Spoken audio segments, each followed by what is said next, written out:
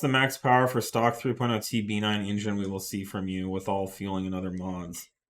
Well, I think we're pretty much there. Yeah, we're not far off. Yeah, there's where we want to end.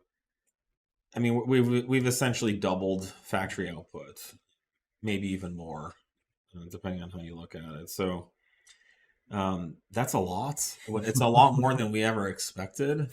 There are some kind of fundamental Achilles heel issues with these motors as well, with pistons cracking.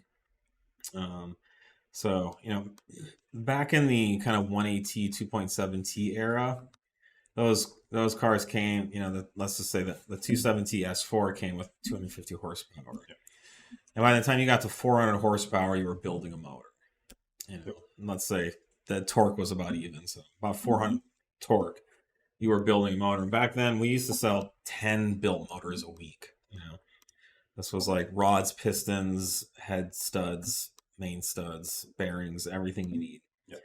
And nowadays, we're a little spoiled because you can't even really make 750 horsepower on a 270.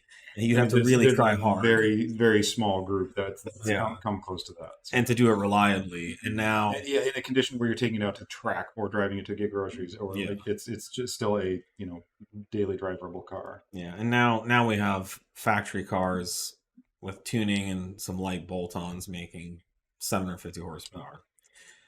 So it's a different era, and we're seeing like 1% of the cars have problems, and it's generated a lot of concern. But if you went back to 270 days, people would be like, yeah, no shit, you're having problems. You're making a shit ton of power.